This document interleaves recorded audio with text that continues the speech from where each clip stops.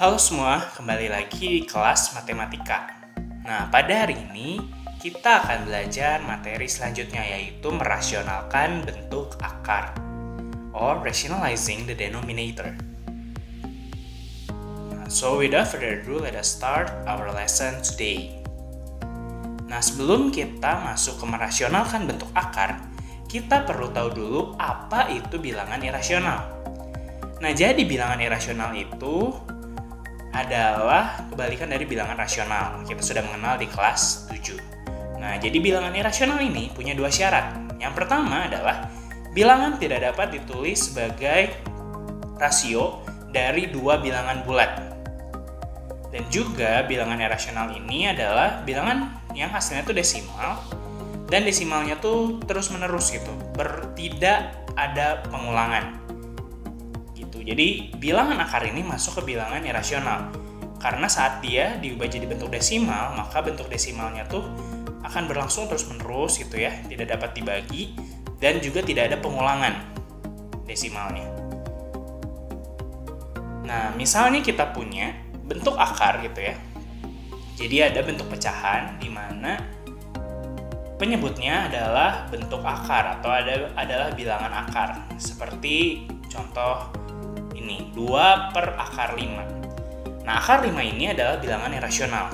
Jadi ada bilangan irasional sebagai penyebut gitu ya, sebagai penyebut dari bilangan tersebut. Nah, jadi merasionalkan bentuk akar adalah mengubah bilangan akar yang ada di penyebut itu menjadi bilangan rasional.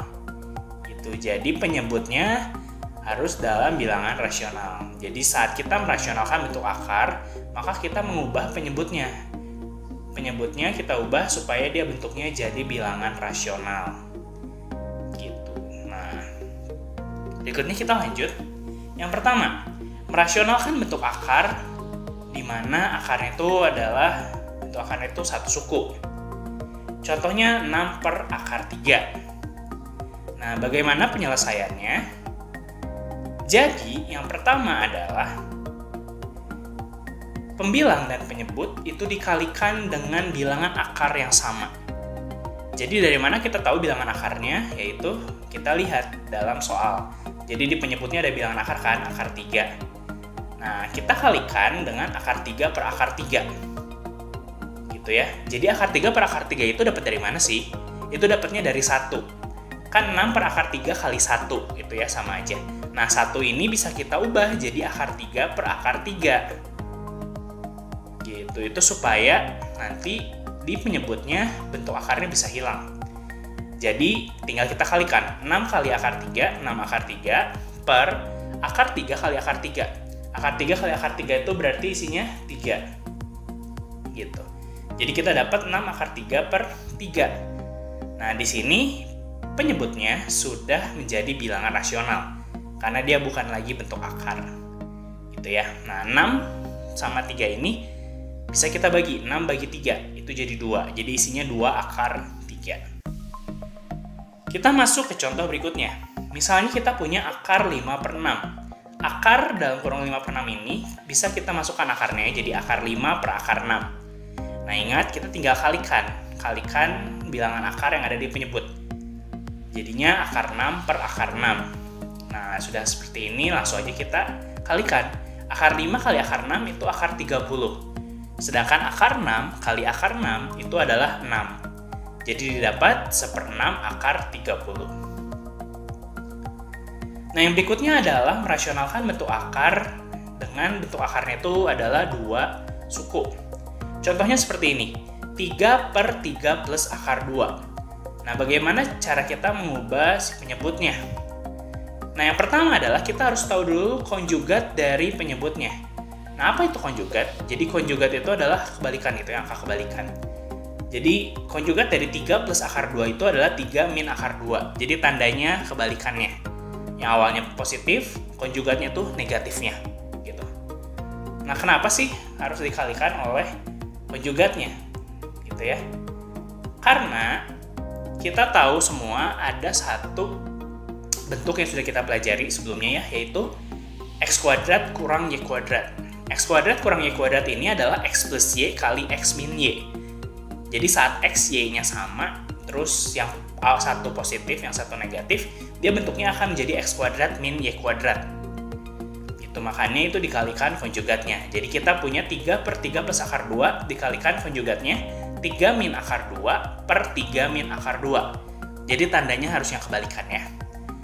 Nah, sesuai dengan bentuk aljabarnya, X plus Y kali X min Y sama dengan X kuadrat min Y kuadrat, maka kita bisa kalikan yang tadi ya.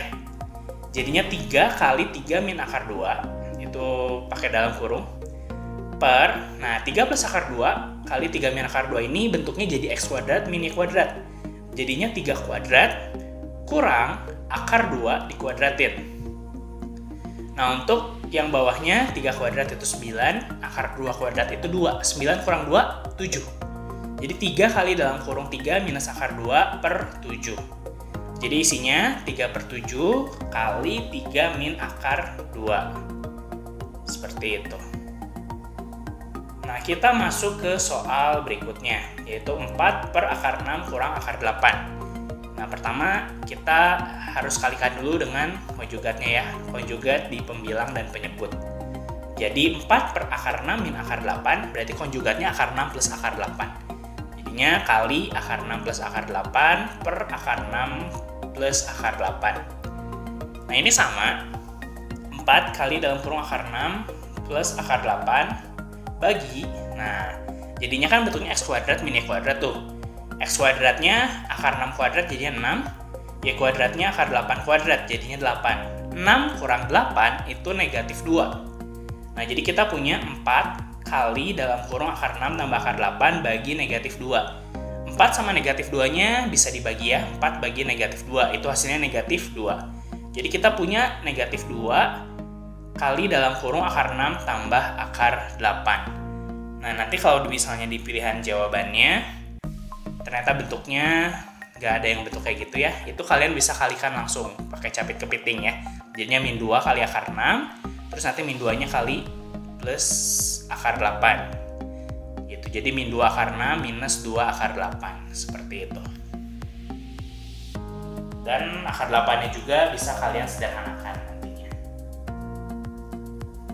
Oke, itu saja untuk materi pada hari ini. Terima kasih untuk perhatiannya. Bye semua.